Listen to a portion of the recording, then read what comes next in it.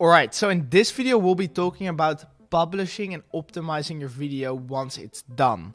So essentially what we'll just do is run through what it looks like to upload a YouTube video for the beginners under us. Maybe some tips here and there on essentially how to optimize the video while uploading and how I place my mid-roll ads. So essentially, very simple. Everyone kind of knows how to upload a YouTube video. So once you've uploaded your video and you've put your title, you're probably thinking like, okay, so how important is your description? In general, once you've got an established channel, your description is not that important. At the start of your YouTube channel, YouTube might use your description if they really can't find your audience based on content of your video and the title, and also the thumbnail, by the way. So I often get asked like, does it matter if I fill out this description or not? Well, the answer to this question is quite simple. If you have an established channel, it does not really matter. If you have a newer channel, it can sometimes be helpful in the case that YouTube just really cannot find an audience for your channel. And that way it will kind of also look at the keywords in your description. But nowadays, YouTube especially looks at your thumbnail, title, and the contents of your video. So those are the most important parts. Your description isn't really that relevant anymore. You can enter it if your channel is new. Other than that, I will just use your description essentially to kind of engage with viewers. You can maybe put some sponsorship links or call to actions. That's possible. But usually what I do is I simply repeat the title in the description. And if needed, I'll put some links and or a really small quick description of what the video is about. But other than that, I wouldn't focus too much on the description. It's not really that necessary. Same thing for the tags. Sure, you can add some tags here or there, but essentially they don't influence your video SEO too much unless your whole strategy essentially is ranking in the search terms. It doesn't really matter. So for a small percentage of channels, sure, the tags can still be helpful in the case you really want to rank in the search terms. But if you're just doing a normal YouTube automation channel, tags don't really matter. So if you want to fill them out, that's fine. They're really simple. But essentially, I usually don't fill them out too much. I just usually copy paste the same tags over and over again. Or I'll just use vidIQ to kind of add relevant tags to the video itself. Other than that, when it comes to your mid-roll ads, I would essentially recommend to do the following, which is I usually place like 4 or 5 mid-roll ads. It doesn't necessarily mean YouTube will show every single one of them.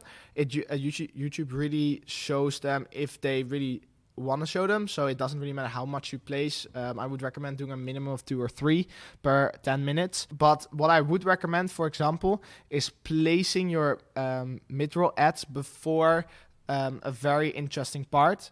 By doing this, essentially, you make sure that if viewers are kind of bored of the video and they're planning to click off, and all of a sudden an ad comes, they usually will click off. So if they're already bored and an ad comes, they usually click off. But what you can do instead is place the ad in front of a really interesting part or right on a cliffhanger.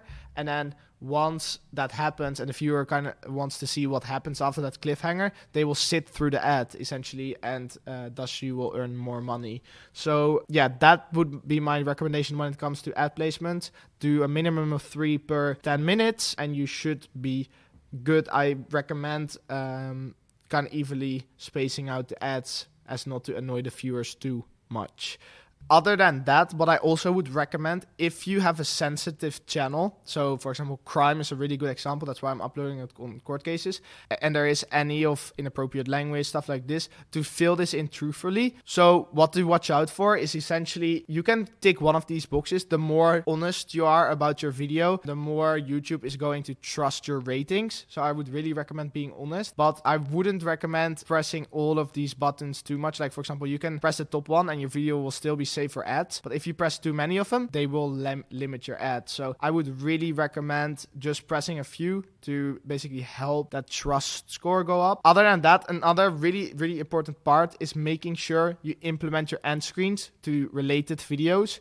I usually recommend just putting 2 suggested videos. Essentially, putting end screens is really important because it helps with viewer binge watching. So the more viewer binge watches your channel, the higher satisfaction level YouTube gets from them, the more this video gets pushed. So keep that in mind. If this is the first video a viewer sees and they start watching more videos on your channel, YouTube will most likely start recommending this video more and more. So try to link other videos in this video to get that binge watching going. So that really helps. So I would usually just recommend a few specific videos, or I would let YouTube recommendations do its job and essentially do something like this. So anyway, that's for the end screens. I don't really touch the cards or products. I don't really do anything with that too much. And other than that, I would just put them on public. I don't really do any premieres or something like that. I've not noticed any significant difference in premiering your YouTube videos.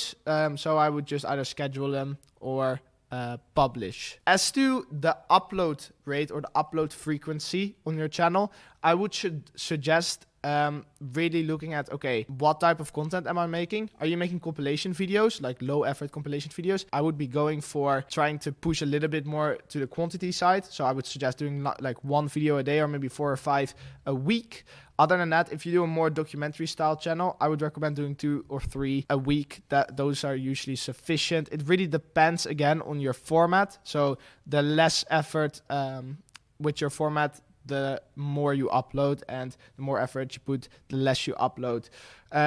Also keep in mind that a factor that goes into your upload rate is also how consistent does your video go viral. Say for example, you run a really expensive channel like an animation channel or something like that. Sure, you can upload every single day, but if you're not sure if the video will go viral, you're running too much risk. So also take into account how big your budget is and what your risk tolerance level is, because it's better to then space the videos out and really improve them instead of publish them in 1 week, because that will kind of hurt your budget a bit too much, and that will basically sometimes bankrupt you. So make sure to also look at your budget and how consistent your videos are going viral to determine your upload frequency. As to posting times, I would really recommend trying to upload around 6 p.m. American Central Time. Really, other than that, I wouldn't worry too much about upload times. If it's a good video, it will go viral regardless.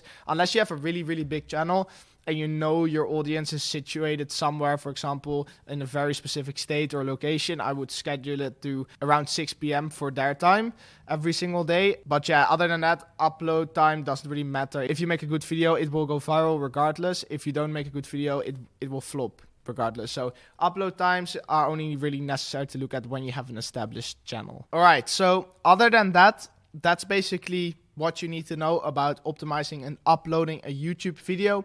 I hope you enjoyed watching, and thank you very much. So in this video, we'll be talking about A/B testing and A/B testing with YouTube thumbnails. So essentially what A/B testing is switching out thumbnails if the old ones are underperforming. So the big question is, of course, when do you switch them out, and what signals to look at? So I would suggest, and I've made multiple big threads on this, don't look too much at CTR, really. What I recommend you look at, especially, is view velocity. So essentially, if a video dies out, and it does really have good retention, for example, like here the retention is okay, it's decent, I would try to switch out the thumbnail in this case, because essentially we've kind of flatlined here. It's not too bad, we're still going up, but I would recommend changing the thumbnail here because you don't have too much to lose. Again, of course, this video can spike later on, but I think my chances will probably increase by just switching out the thumbnail here, because if you look at the views, it's kind of flatlining. So if you would look at the CTR at this point, like you would say something like, oh, okay, it has 14% CTR. That's pretty good, right? So why should I switch out the thumbnail? Again, that's drawing the wrong conclusion from CTR. That's why I don't recommend looking at CTR when doing A/B thumbnail test. Because then again, I can't really draw conclusions from this, because like, okay, yeah, 14% CTR is pretty good to me. Like there are other videos where the CTR is even higher than that, but it has lower amounts of views. So make sure to always look at view velocity when it comes to switching out thumbnails, and try to give sometimes thumbnails a little bit of time. So especially if you have new channels, make sure that when you're A/B testing, so switching out thumbnails and titles, to if you think like intuition tells you and other people tell you like, yeah, that's a good thumbnail. On a newer channel, like it's your first or fourth video, just let it be for a month. In that case, if it after a month it doesn't do anything, but it does have a little bit of traction, try and swap out the thumbnail and see if that does anything. But in the beginning, especially if you don't have an established channel yet, don't start A/B testing too soon. I would just recommend uploading new videos, because sometimes, and you can see it in court cases as well, it just takes a long time for a video to essentially pop off. Like right here, you see it took a very long time for this video to essentially gain traction. So if you look here, it took quite some time before this video actually gained some traction. It took them around 7 days, but usually it takes a little bit longer. Like sometimes it can be up to 2-3 weeks. So again, in the first few weeks of your channel, don't switch out your thumbnails and titles too much. You have to give it time. But if you have an established channel and a video is underperforming and it's kind of flatlining like this, it doesn't really hurt to swap out thumbnails. So when you see a plateau coming in, you don't have to look at CTR too much. Like, okay, yeah, sure, this is a low CTR, but then again, like I can see the same thing in views. Just in this case, of course, you would switch out the thumbnail, and same thing with all the other things. Like when it flatlines and it doesn't gain any more real traction anymore, I would, in this case, also switch out the thumbnails. Like, and obviously you can switch out as many times as you like. For me, sometimes I would rather focus on just creating new content than constantly switching out the thumbnails all the time. But yeah, essentially, just try to watch for flat lines, and if there's a bump coming in your view graph, then I would leave the thumbnail as is. But if it's been flatlining for a very long time, I would highly recommend switching the thumbnails, especially on like medium new channels. So if your channel is like 1 to 2 months old and it has a little bit of an audience, then I would change the thumbnail if it's flatlining. So don't attach too much value to CTR. Sure, you can kind of gauge how a thumbnail is doing by CTR, but I would still mainly look at views to choose when to switch out your thumbnails.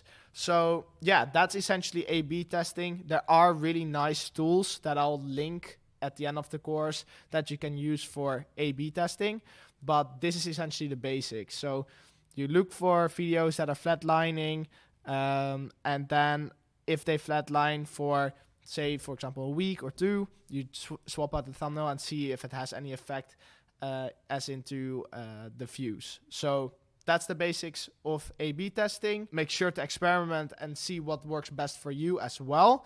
And yeah, that's basically all for this video. Thank you very much for watching, and I'll see you in the next. All right, so in this video, we'll be talking about the YouTube algorithm and how exactly the YouTube algorithm works and what metrics it looks at. So first of all, I want you to visualize the YouTube algorithm as a big filter. Essentially, it's a filter that takes in billions of YouTube videos, then filters and sorts those YouTube videos, and then outputs them as recommendations on your YouTube homepage. So the only thing the YouTube algorithm is designed to do is to look at incoming videos, filter out 99% of the bad videos, and recommend the best ones to the right types of viewers. And it does this by looking at audience satisfaction. So audience satisfaction is essentially how fulfilled are viewers after they watch a video. And will they come back to YouTube to watch more videos because of your video? That is essentially what audience satisfaction is. So in order to judge audience satisfaction, YouTube, for example, uses signals like CTR, watch time, session duration on your channel, for example, comments, likes, subscriptions, how recently a person watched a video on the same topic you make a video about, what the user has searched for in the past, and the user's audience demographic and location. These are just a few examples. There are way more metrics that YouTube takes into consideration when looking at audience satisfaction, but these are just a few examples. Later on, we'll be going over these signals more in detail. So for now, I want to kind of break down how exactly court cases broke into the algorithm, and hopefully by explaining how we did that there, you kind of start to understand how the YouTube algorithm operates. So the first part about the success of court cases is I first found an area of interest, which is court case videos, which are blowing up. So I knew, based on the YouTube algorithm, that there were a lot of users watching court case videos in the past few weeks. And I also knew, if that's the case, and I also create videos on that subject, YouTube algorithm will most likely also recommend my videos, because essentially if viewers are satisfied with watching those court cases videos, and YouTube knows viewers essentially give off high satisfaction signals on court case videos, and I upload more court case videos, YouTube will happily serve those videos to that pool of viewers. And that's essentially what I was tapping into with court cases. And that's what you're tapping into with any other niche on YouTube. So you're trying to find that pool of viewers that is very satisfied on one certain subject or topic, and essentially then creating those same videos and serving it to those same viewers. And by doing this, it's very easy for you to tap into the algorithm, because YouTube heavily looks at someone's watch history, someone's search history, and what other videos they watched in the last few weeks. So after I found the court cases niche, I closely studied what made those videos work. So I looked at the topics, I looked at, okay, what parts of the videos made the audience satisfied, and then I essentially took that and emulated that on my own channel. So I closely mimicked the topics. The reason why I first started mimicking the topics is essentially, if you try and stay as close to the same relevant topic YouTube knows there's high audience satisfaction over, it's very easy for YouTube to redirect that high satisfied audience to your channel. So essentially that's why you don't want to deviate too much from the original format, is because by sticking closely to the original format, it's easier for YouTube to make that bridge between the already established satisfied channel and your channel that is essentially doing the same thing, and is probably also going to satisfy that same audience. So they're trying to tap into that same topic by essentially emulating that on your channel, and later on you can essentially start variating your topics and formats. But for now, try to emulate what is working, because it's essentially easier for YouTube to connect that audience between two different videos. Another thing that's also really important when analyzing, for example, court cases, is that it has to be something that's recent. Like the videos that blew up, the reason court cases worked is because I was fast to jump onto it. So say, for example, I waited another year, then people will start to stop watching court case videos.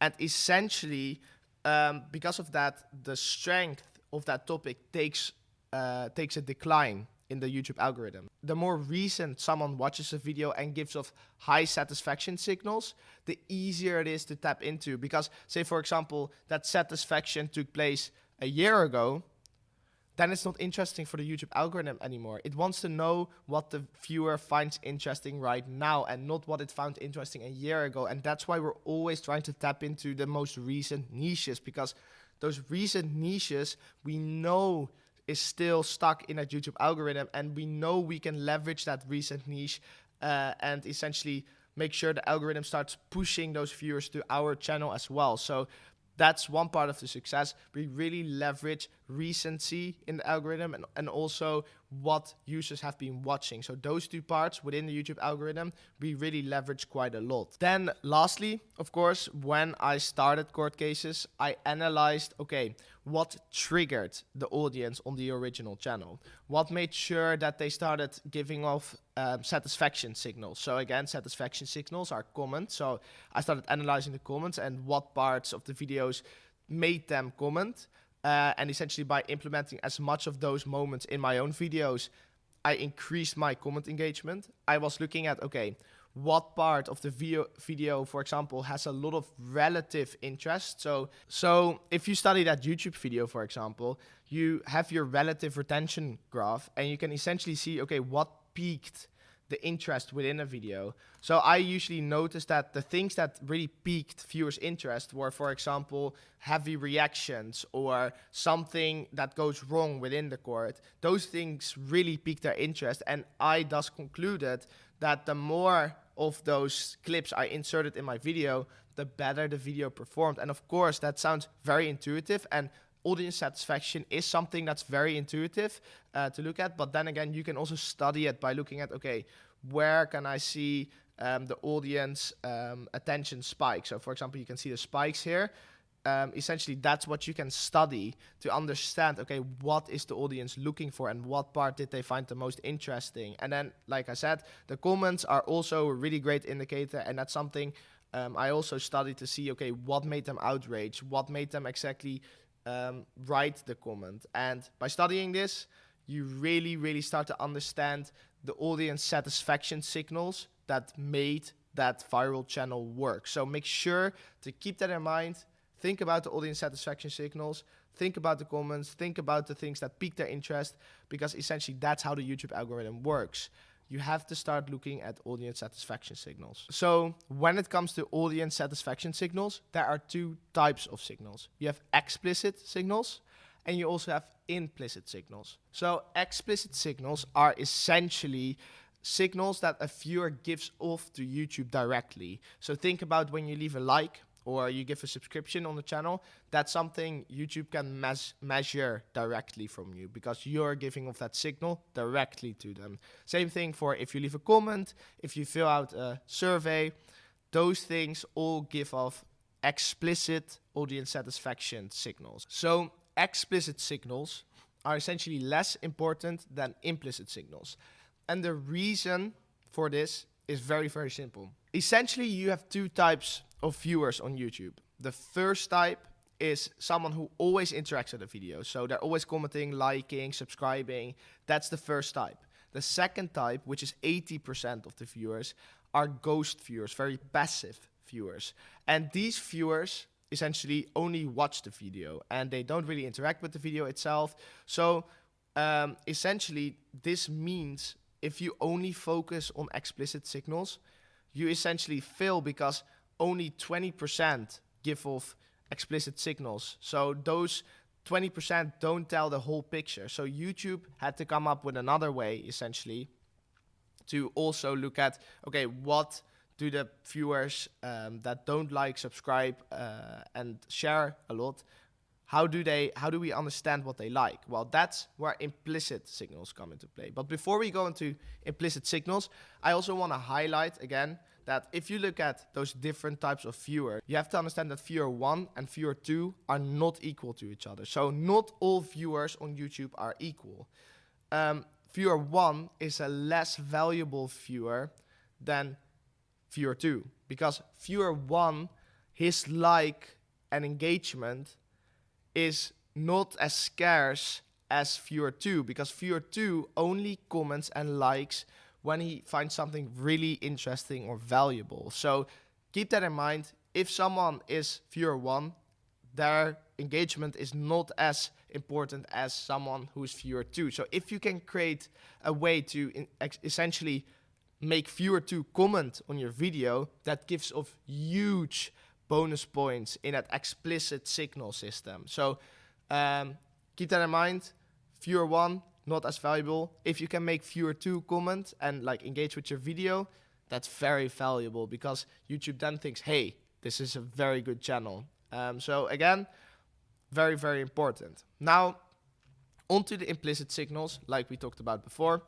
Implicit signals are essentially what YouTube uses to measure all the passive viewers. So all the indirect signals viewers are giving. So even if you don't engage with a video at all, you still give off behavioral signals. And that's what implicit signals are. Implicit signals are indirect signals viewers give off when they're watching YouTube videos.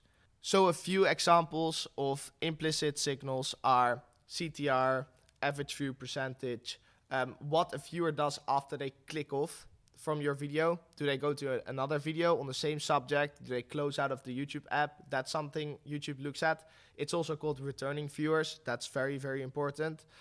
Session time, how long does a viewer spend on your video or channel in total. So essentially session time is the total time a viewer spends on your channel, and a lot of other smaller signals. But then again, these are the most important ones, so keep that in mind. But essentially, implicit signals weigh more than explicit signals, because only 20% of viewers give off explicit signals, and all viewers give off implicit signals. So that's why YouTube lays more value on the implicit signals. So now we've talked about explicit and implicit signals on YouTube. I now want to go over what exactly the process is when it comes to a video going viral. So in order to explain this process, I kind of want to turn the YouTube algorithm into a video game, and kind of walk you through the process by using that kind of terminology. So I hope this will kind of simplify the process and the concept to you as well. So once you upload a video, each video has to pass through different levels, and in each level they essentially have to find an audience and satisfy that audience to a certain level. So let's say, for example, each level they have to get an audience satisfaction score of 60. So if they don't get that audience satisfaction score of 60 within that viewer group, so each level they go up, the more viewers they get, they have to satisfy, so it becomes harder every single time. So but they have to get that audience satisfaction score of 60. So essentially, if they don't get that audience satisfaction score, that minimum audience satisfaction score, that video will die out and it will have to go back to the lobby and try again. So that's essentially the premise of the game. So think about that. So each video is a player within the YouTube algorithm. If they don't complete a certain audience satisfaction score by a certain time, the video dies out and has to go back and try again. So now you understand the basic premise of the game, we can go over a few simple concepts to essentially help you understand the YouTube algorithm. So say, for example, that in different niches, you will have different types of scores you need to complete to go to the next level.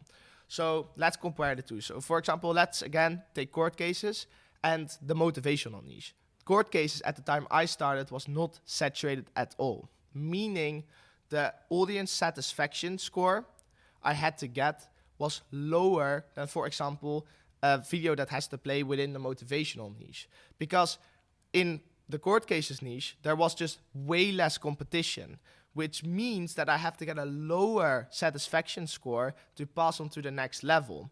In the motivational niche, there is thousands and thousands of players competing against you, which essentially makes it that you have to get a really high score to pass on to the next level each time. Of course, you can go viral within a motivational niche, and that's the thing people fall into. Yeah, you can go viral and everyone can go viral, but the problem is it's just very difficult because you have to get a very high satisfaction score. So keep this in mind, that it's way easier to go viral in a niche like court case because you can easily pass on to the next level because there's not a lot of competition yet and the quality is not as high. And in a niche like motivation, like a motivational niche, you'll have to get like a score of 80 or 90 to pass on to the next level. So again, if you think of niche saturation, think about it like this within the YouTube algorithm. If you have more competition, YouTube simply needs a higher satisfaction score to let you onto the next level. So another thing you have to consider is that YouTube doesn't only look at, okay, is a video within the same niche or the same topic, but also is the video the same length. So essentially, if YouTube didn't compare video length to each other, so say for example, it only looked at the most amount of watch time, you will only see videos that would be 2 or 3 hours long. So YouTube can't only look at watch time. They have to look at average view duration across videos that have similar lengths. So essentially, you can also not only compete within different niches, but you can also compete in different lengths of YouTube videos. So if you make very short YouTube videos, it becomes harder because shorter YouTube videos are easier to make. So the satisfaction score you have to get on a short YouTube video will be higher than a satisfaction score you have to get on a video that's maybe 30 minutes to an hour long, because there's just less competition in that bracket essentially. So you can leverage this information. Say for example you enter a new niche and you see a lot of competition of videos that are maybe 1 to 2 minutes long. Maybe you can compete by making videos that are an hour long or 30 minutes long. So then again, it's not only topics that you compete in, but also the length of a video that YouTube looks at to essentially compare different videos to each other. So it's essentially one big free-for-all, the YouTube algorithm. The last really important rule you have to understand when it comes to the YouTube algorithm game is essentially understanding how getting higher through the view levels makes it harder for you to reach your audience satisfaction score. So when you first publish a video, your video will first get served to your hardcore fans. Those hardcore fans will give off way stronger satisfaction signals than a casual viewer later down the road. So for example, if you're in level 1, it will push to your first 100 hardcore fans. Those 100 hardcore fans will always react really, really well. So you'll pass on to the next level. And then the higher the level you get, the broader the audience becomes and the less engaged they become with your videos.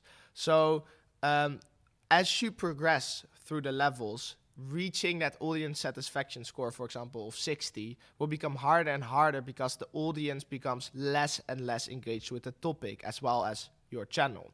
So that's why videos die out over time, because as it progresses through the YouTube algorithm or through the YouTube algorithm levels, the audience becomes less and less satisfied until you hit that threshold where YouTube says, okay, we're killing off the video, it's not getting enough engagement, and you have to go back to level 1, and it will start serving your video again to a really small, more dedicated audience. And if it works again, it will start scaling up your video to more and more viewers, and that's how sometimes videos randomly take off after a few years, because it has been going through all these levels over and over and over again, and sometimes it just luckily escapes to a higher level once again, and then you see your view velocity shoot up once again. So I hope this model of thinking helps you reason why certain videos perform the way they do on your YouTube channel. So if a video doesn't take off, it's usually because, again, there's too much competition in your room, your video doesn't meet the right satisfaction score and doesn't get pushed further. So these are all things you can use to reason why videos perform the way they do. So I hope you learn a lot from this video, and thank you very much for watching. Alright, the title of this video was actually a little bit misleading. In this video, I won't be explaining to you how to analyze CTR. I won't be explaining how to improve it. I'll simply be explaining to you how to understand CTR. So let's first kick off the video with the following statement. CTR is not a good way of determining if the packaging of a video is good or bad. It's a very confusing way of doing so. It's not the most efficient way of determining is the packaging, so the thumbnail title of a video, good or bad. There are better ways to do so. We will get to that later, but first I will explain why CTR is a very misleading metric. So say for example you have a company where you have 10 employees. 8 of those employees earn $30,000 a month. You have another employee who earns $90,000, and then you have another employee who earns $500,000 a month. So the question that the company gets asked is, what's your average salary? Now, because there's people with, for example, a salary of $500,000 a month, the average salary will be $93,000 a month. So is that salary really representative of what the actual average salary is, or the median salary actually is? No, it's not. And that's exactly what CTR does as well. It hides the true context or the true outliers with a bunch of noise. Because it's an average of an average, CTR hides actual signals, and it's really difficult or confusing to draw conclusions from CTR because you don't have the full picture. Essentially, you're blindsided by YouTube. The CTR might be useful for YouTube itself because They have the full picture. They understand that there's 8 employees with 30,000 and 2 with just really high salaries. They have that full picture, but we do not. We only have that average metric, CTR. And if we start basing our decisions on that average salary or that average CTR, we will make the wrong decisions. So that's why I highly encourage not so much looking at CTR, but looking at views instead. All right, so just to demonstrate what exactly you should be doing instead of looking at CTR, I'll use court cases as an example. So say we would be looking at this video here. You would see, okay, it has an 8%, 9% click-through rate. That's pretty good. Like for most people, 9 or 10% click-through rates, those are pretty decent. But the issue here is that this video is heavily underperforming. Like most videos on this channel have at least 100,000 views or way, way more. So it's heavily underperforming while the CTR is pretty decent. So instead, what you can way better look at is just the views. It's such a clear metric. Like, okay, the views are flatlining. I can't change anything about how the average view percentage performs because I can't edit the video after the fact or make major changes to the video. I can't change the video topic or video idea itself. So the only thing I can start tweaking is the packaging. So in that way, views are such a transparent way of judging did a thumbnail or title change work, because that's the only variable you're changing. You're only changing the thumbnail and title, and thus CTR is kind of useless, because if you change the thumbnail and title and the views go up, you know what the cause was, because it was simply you changing the thumbnail and title and essentially the views responding to it. So you should be looking at views when judging what to do with your thumbnail and title, or if it was a good thumbnail and title. When a video underperforms, you just have to start tweaking all the different variables. Okay, the video underperformed. First, I start tweaking the packaging on that video. Okay, did that not work? Then I know it wasn't the packaging on the video that failed. It was probably the video or the topic idea on that video. So it's very easy to analyze by just looking at views. You don't need to look at CTR. You only have to look at, okay, can I tweak the packaging and does that improve anything? Okay, it doesn't improve anything, then it's probably something to do with the video idea or the video itself. So, and then I have to, of course, start studying the video and understand, okay, what can I improve to make this go viral? So it's as simple as that. Now you understand CTR. Now you also understand how to actually analyze and improve your packaging. And this is such a clear way to essentially do it. If it underperforms, just eliminate the variables, and essentially this will really help understanding what to do when your video underperforms. Anyway, I hope this video was really helpful, and thank you very much for watching. Alright, so in this video, we'll be talking about how to analyze and improve retention on your videos. But before we do this, again, we have to understand how retention works. And the problem with retention is the same issue that bothers CTR. It is an average. So what happens is that essentially the average view percentage is giving off the wrong signal. So for example, a lot of people ask me like, okay, what is a good average view percentage? Well, a good average view percentage is something that the term is based on so many different factors that I could never tell you what a good average view percentage really is. The only thing that you can do with retention will be what I will mention later on in this video. So again, with retention and average view percentages, it is a hidden average. You can't draw any conclusions from average view percentage on its own. You have to be looking at the bigger picture. So in this video, again, I'll be going over, okay, how to analyze retention, how exactly retention can kind of mislead you sometimes, and what conclusions can you actually draw from retention. So first off, I want to give you a nice example. Look at this video, for example. It has decent retention, 60% retention on a 10-minute video. That's pretty good. But please note that this video, even though it has good retention, only has 12,000 views. So essentially, does the retention, like a high average view percentage, affect the performance quite a lot? Apparently not so, because it had a pretty high average view percentage, but it didn't go viral. So again, drawing too much conclusions from average view percentage can be very dangerous. So for example, this video has an average view percentage of 41.4%. This video got 4 million views. And of course, the retention gets dragged down because there's a lot of impressions on it. But the same thing still goes, is that it's still hard to say what a good retention is, because again, it gets dragged down by so many different factors, so many different types of audiences. Also across different topics on your videos, you will target different audiences who will give you a different type of retention. So there is not really something like a good average view percentage or a bad average view percentage. There's just average view percentage.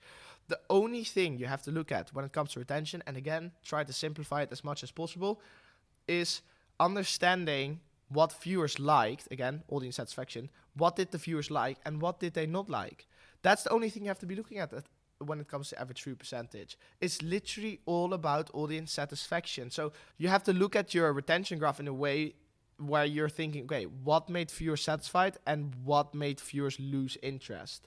So again, for example, when you look at this retention graph right here, again, 41%, nothing crazy. You can't draw any conclusions from this because, again, the video got 4 million views, while this video got 60% and 12,000. So, but what can you draw from this retention graph? Well, the retention graph is actually pretty helpful. It helps understand, okay, maybe if I look at this bump right here, it's called relative retention.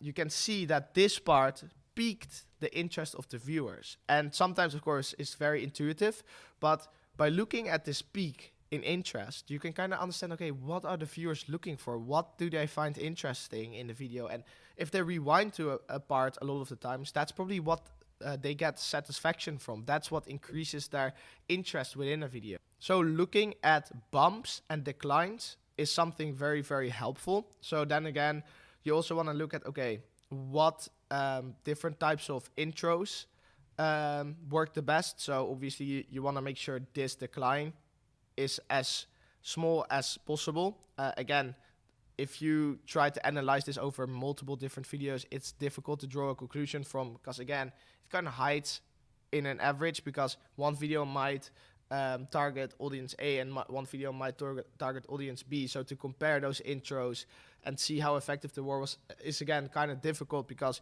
you're comparing apples to pears. So, but still, it's important to kind of understand, is there any patterns through retention you can kind of find? So are there any places where you always see retention dip regardless of the video? And those places you can analyze and improve in the future. So I'm always looking for, okay, are there certain bumps? Like again, here's a certain bump. Are there certain harsh declines in the video? So maybe I can make my outro shorter a little bit. And those are things you can analyze, but not so much draw conclusions from, okay, this video got 60% average view percentage, this one got 40%, so this video must be better. You only want to draw conclusions from things you can 100% see patterns in, and not so much one single metric. And that's what retention essentially comes down to. So to summarize, retention, again, is a hidden average. There's a lot of noise within the metric of average view percentage and retention itself. Another thing is that retention is determined by a lot of different factors. Like, for example, the way you structure your packaging is also something that affects the average view percentage, because it will attract different audiences. It will set different expectations for the video. If the video doesn't meet those expectations, people will click away. So again, to analyze that retention is just very, very difficult. So yeah, make sure you really only analyze what you can find patterns in, and really trust your intuition. So look at the video yourself and look at, okay, where do I lose interest? Look at the comments. Those are also really great for feedback. Say, for example, the voiceover is really annoying and people are commenting about it, and make sure to fix that. Those are the things that actually increase your retention. So yeah, essentially, this is my video about retention. I hope it was very valuable, and thank you very much for watching. Alright, so in this video, we'll be studying engagement and also be talking about how to improve engagement. So engagement and audience satisfaction, again, usually go hand in hand. When I'm talking about engagement, I'm also talking about session time on your channel. So it's also an implicit signal that we're going to look at. So the first thing I want to talk about is looking at the comments of a YouTube videos. So let's look at this video, for example. If you look at the comments, you often find what people find important. So for example, you often see that people are like outraged at the government. You can also find people telling their personal stories and like kind of connecting to the people they found within this video or the stories they heard within this video. So one of the things I found really interesting about these comments is, for example, this comment, where I can kind of see that people, they want to make sure that they hear the updated stories as well. So I can kind of draw a lot of information from comments like these, where this guy was talking about that he worked in a law firm that was associated with the case in one of the videos, and he essentially was talking about what happened afterwards to that person. And you can kind of see that people were very interested in, like, okay, what happened to the person after the clip, or what happened to them before, what's their backstory and what's their current situation. So stuff like this people found extremely interesting. So what you can, for example, do by studying, okay, they're talking about these certain things in the video, you can kind of start integrating those things within your video as well, and kind of test if that's something that triggers your audience more and more. So as you can see, these are signals you can essentially find from your comments, is that if there's something that pisses your audience off, it's really good. If there's something that your audience is really emotional about, you can find those signals in your comments and you can leverage them in your next videos. So that's one way to analyze and improve your engagement, to essentially understand, okay, what causes engagement and how can I improve it. So another signal I also sometimes look at, it's not as important, is the clicks per screen element show. So you can essentially go to your advanced analytics tab in YouTube, you can press the plus button and then press clicks per end screen element shown, and it will give you a percentage of how many times people click through to a next video if they see an end screen on your video. Keep in mind, it's a relative signal, so it's a percentage, so essentially you also have to compare how many clicks there were in total. So for example, if you only look at the percentage, you will see like, oh, this one has 10%, but it only has 4,000 clicks in total. So the next one I want to talk about is essentially end screen element clicks. So what you can do is you can go to your YouTube Advanced Analytics tab and you can press the plus button, and right here you can essentially press these three, and you can kind of analyze how much people have been binge watching your content. So essentially, keep in mind, this percentage is relative to each other. So for example, if you look at this percentage, right, it's 10%, it looks really good, but there's only 40,000 people who have seen those end screen elements. So obviously the percentage is going to be higher because there's less people who've seen that end screen. So the more people who've seen the end screen, the more likely it will be that, again, the percentage will be a little bit lower. But then again, if you, for example, look at numbers that are very similar to each other, like for example, if you look at numbers where they're very close, like this one, like this one has 77,000 and 7.3, and this one has 83,000 and 6.2. Like those you can kind of start comparing with one another. Maybe you can find one that's even closer to each other. Like for example, if you find one that's like both their 30,000, those are like comparable to each other. You can kind of see if you can adjust different call to actions at the end of the video to increase that click-through rate on your end screens. But yeah, this is again a small signal you can kind of look at to see, okay, how many people are actually like binge watching or watching multiple videos on my channel. Another signal to use to essentially kind of gauge how many people are watching multiple videos on your channel is your average view per viewer. So average view per viewer, you can again find it in your analytics tab, is a way of kind of understanding, okay, how many times do people come back to a video and rewatch it. So as you can see, usually people watch it like 1.2, 1.1 times. And you can essentially kind of gauge how bingeable your content is or how rewatchable your content is by looking at the average views per viewer. Another thing that you can look at to analyze engagement a little bit is looking at your audience tab and looking at the amount of returning and new viewers. The more returning viewers you're garnering over time, the more positive signal you're giving off to YouTube, because essentially if people watch one video and they close out YouTube and they come back later, that's a good way for YouTube to tell like, okay, they were satisfied with that video last time, so if they come back for another video, that's a really good signal. But keep in mind, the reason why, for example, returning and new viewers are very important is that you have to be able to adjust your strategy based on how many new and how many returning viewers you have. For example, say your returning viewers are getting really, really high, and you're kind of stagnating in growth. You want to make sure you kind of scale up the topics on your channel, or really like scale to a place where you're getting a lot of new viewers, because otherwise you'll be stagnating in your growth. So again, make sure you analyze returning versus new viewers. It will really help you understand, okay, what's the way to go. Like, for example, if you have a lot of returning viewers, maybe try to nurture those returning viewers. Is that not your goal? Maybe, okay, you understand, okay, I have a lot of returning viewers, I might have to scale up towards where essentially I can reach more new viewers. You can also start analyzing, okay, which videos made sure essentially I found new viewers. So like certain viewers will attract, certain videos will attract more new viewers than others. So look at new viewers and returning viewers and draw conclusions from it. So again, you can look at which videos are growing my audience.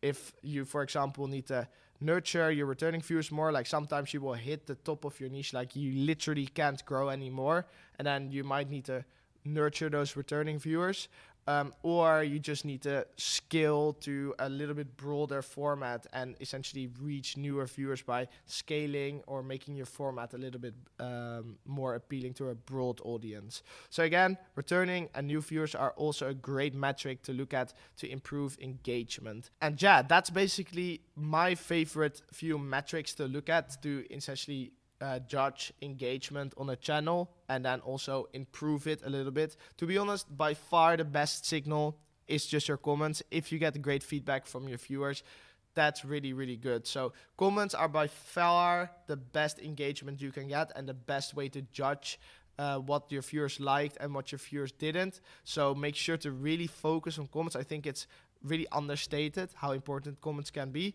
So yeah, that's basically all for today's video. I hope it was very valuable, and thank you very much for watching.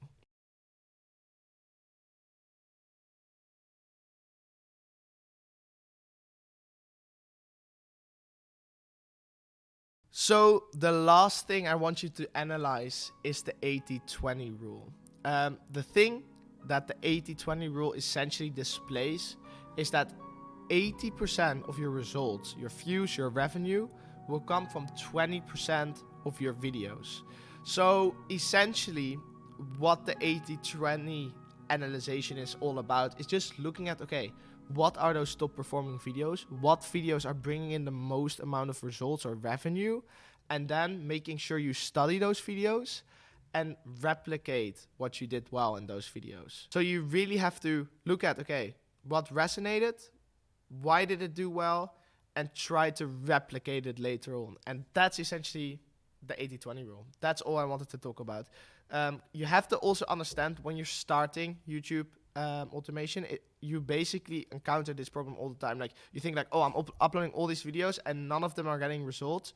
It doesn't matter essentially, because if you get one viral, if you get one video that makes you $20,000, you've earned everything back in one go. And that's the 80-20 rule. Essentially, most of your videos will fail and 20% of your videos will be successful, and that will basically get all of your results. So keep that in mind. That's the 80-20 rule. It's important to understand what it is, and it's also important to analyze your channel based on the 80-20 rule. So anyway, I hope you found this video very valuable, and thank you very much for watching. So, should you be doing YouTube Shorts for a faceless YouTube channel, or if you're doing YouTube automation?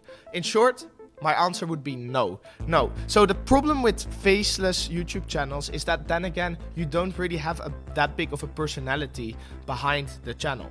And if you wanna create any connection with a short form audience, you need to be able to put a face there and show off your personality, and that's just really difficult when you're running a faceless channel. So generating a short form audience is just way less valuable than if you're a normal YouTube creator.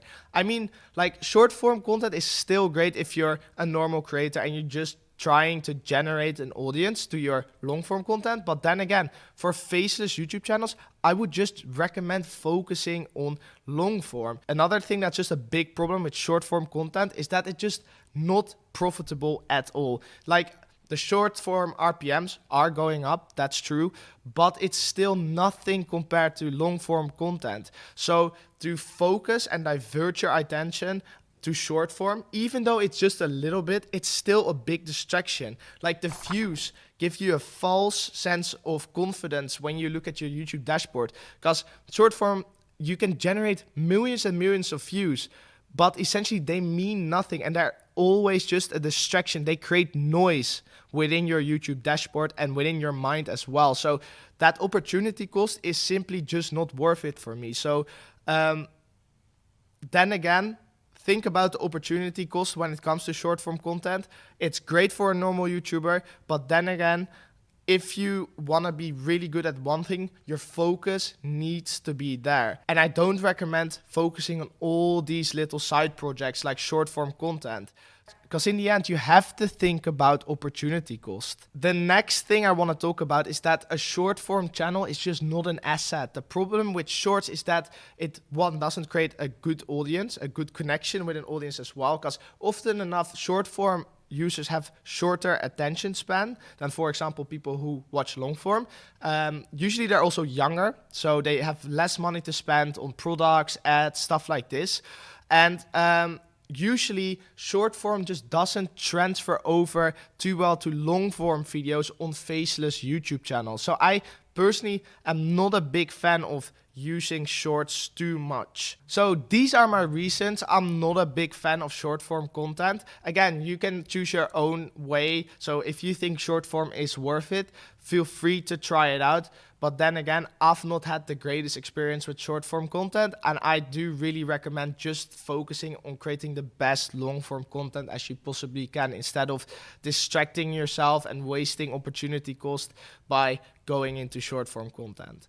Anyway, I hope this video was really valuable, and thank you very much for watching. Should you promote your YouTube long form channel using YouTube Shorts or community post? In short, again, my answer would be no. The reason why is that usually what happens is that people create a short form channel, or they create a community post with someone else and they pay them like $500, and they think they're targeting the right audience or sending the right audience to their own YouTube long form videos, but they're actually not. Short form videos and long form videos heavily differ in audiences usually, and you don't notice it on the surface. So think about it. So if you send that wrong audience to your long form channel, and that audience then interacts with your video and doesn't like the video or doesn't give off the right satisfaction signals, YouTube will just kill off that video, because essentially it's thinking like, okay, we're getting this audience from somewhere and they're all not liking this video, so we'll just let the video die. And that's what happens quite a lot of the times when people send in community posts from other channels and their format might slightly differ from theirs. They go to the new channel and they watch the new videos and they again give off the wrong signals. So this is quite a big risk when you're just starting out a channel, and then again, it costs time and money to do those promotions. So personally, again, that opportunity cost is not worth it for me. I would just recommend growing that channel naturally and making sure you're just making the best content or best long form content out there, because YouTube's algorithm will pick up if your content is good, it will find the right audience. You just have to give it some time. By sending that community post audience or sending that short form audience, it's possible that you are destroying your chances of going viral, even though you have a really good video. So then again, try to keep it natural. Try and really focus on making quality content and picking the right niches, because that will bring you way farther than, for example, choosing a shortcut by promoting on community posts or using short form to promote your long form content. Anyway, I hope you find value in this video, and thank you very much for watching. All right, so in this video, I'll be going over how to pay your team members. So essentially, it's important that, of course, you kind of know what payment providers are out there for paying freelancers, and what the pitfalls are with the different types of payment providers. So the favorite one I use for 80% of all my payments, and a lot of freelancers use as well, is Wise or TransferWise. It's a really nice platform. Then again, it does have some issues here and there. Sometimes it does have some bugs within their payment system, and it takes a little bit longer to transfer. But in my experience, it's quite consistent. It's very reliable. The fees are usually pretty low. A lot of freelancers use the payment provider essentially to receive payments. It's also great for just directly sending money to someone's bank account. So again, really, really helpful. And the transfers are pretty fast. But say, for example, you don't like using TransferWise, PayPal should be fine as well, but I would like to warn you that PayPal has a lot of issues. I've had situations before where PayPal will literally look up thousands and thousands of dollars of my money for 180 days. And they just freeze my account without any reasoning and just basically freeze my business. So again, PayPal is way less reliable in my sense. They have huge exchange rates. So when you transfer money from euros to dollars, for example, or the other way around, you have to pay massive amounts for that exchange rate, as well as that sometimes the transfer fees are also really, really huge. The thing I do really like about PayPal is that it has just such a large user base. So it's very easy to transfer the money, as well as that the transfers are basically instant. So when I send a transfer, it immediately goes to their PayPal account and I can see that they've received the money. So that's essentially great. But then again, PayPal does have a lot of issues, like the customer support is usually really bad and stuff like this. So if you can, use Wise. Otherwise, PayPal is fine as well. The last one I want to go over, which I use as well, is Remitly. That's also a possibility. It's kind of the same as Wise, but not as popular, and essentially sometimes it is a little bit slower, and it's mostly used actually to send more personal transfers. So Wise is great for business transfers a lot of the times, but Remitly is more so aimed at like family and friends sending money. So it does have some limited capability as to like business administration and stuff like this. So if you choose between Wise and Remitly, I would still go for Wise. But say, for example, for some reason, Wise is blocked in your freelancer's country, or PayPal can also often be blocked, especially if you have freelancers from Pakistan or India. Usually PayPal is blocked in those countries, and you have to find a different transfer method. So Remitly could be a great substitute for Wise. So again, those are the three I would recommend. If you have any other ones, feel free to share them in the community or in the Discord server. And yeah, I hope you found value within this video, and thank you very much for watching. All right, so in this video, we'll be talking about how to do your administration with your team. I'll keep it very, very basic. You can, of course, make very elaborate automated administration system, but most of you will probably not be using those.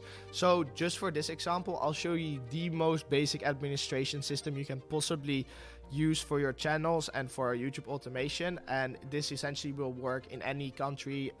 You don't have to buy any software. Everything is essentially free for this administration system, so feel free to copy it if you want. It's pretty reliable. You can afterwards, of course, enter it into one of your country's official administration systems. But essentially in this video, I'll be running you through some of the systems and essentially showing you how to do the administration for your teams. And I will also be giving you some templates essentially to make sure your system is organized. First of all, it's very important to note when and how your team will invoice you. So I always tell my team to make sure to always send their invoices before the 1st of every single month. And then I will make sure that I have the payment sent between the 1st and the 7th of each month. This way, by giving yourself a little bit of playroom, it will make sure that everyone is on their right expectations. So say, for example, you're sick on the 2nd of the month, or you're sick on the 1st of the month. You still have time to send that payment without your team constantly complaining. So I really recommend setting yourself some playroom with the dates. If you say like, oh, I'll always pay on the 1st, and you're sick, or you have to go out, or there's an event you have to go to, you can still move it to another date. So this way, your team exactly knows, okay, I'll have the payment before the 7th, but sometimes, of course, it will be on 1st. And this way, you've given yourself some playroom, and your team knows exactly what to expect. Now, another thing I often see is that a lot of freelancers, especially out of countries like India, Pakistan, or also the US, if they don't have a personal company, they just ask you to send the payment without sending any invoices on their side. And I really don't recommend doing something like this. Please make sure that every single payment you pay, there needs to be an attached invoice. Especially if you want to scale up later, you have to make sure you have those business expenses booked so you can deduct them from your taxes. So essentially, a lot of the times my freelancers, they don't even have their own invoices. So I will have to teach them essentially to send me invoices. I usually just tell them to do the following, which is go to a website like invoicegenerator.com. You have a bunch of these types of websites. Essentially what they have to do is when they invoice me is, of course, enter my invoice information. So my company name, address, full name, stuff like this. And then obviously they have to fill in their own full name, their address as well, if they have one, their company info. So those are really important, because if you don't fill in that information, stuff will go wrong.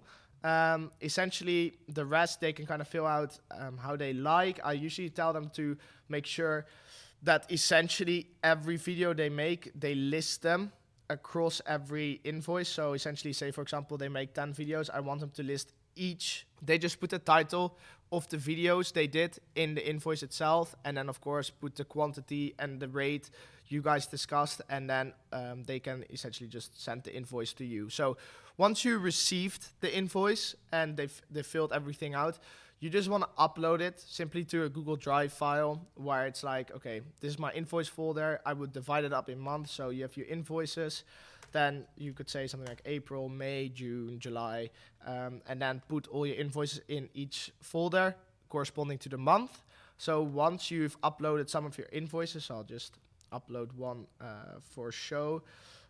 So let's say this one, for example. So once you've uploaded the invoice to the corresponding folder, you essentially want to make sure you log that invoice. So you name the invoice, whatever the full name is of your freelancer. All right, so next you go to your administration template. Essentially, your administration spreadsheet is where you track your cost and your revenue of your channels. I've made a template right here. You can find it somewhere in the course. If you can't find it, feel free to send a message on Discord.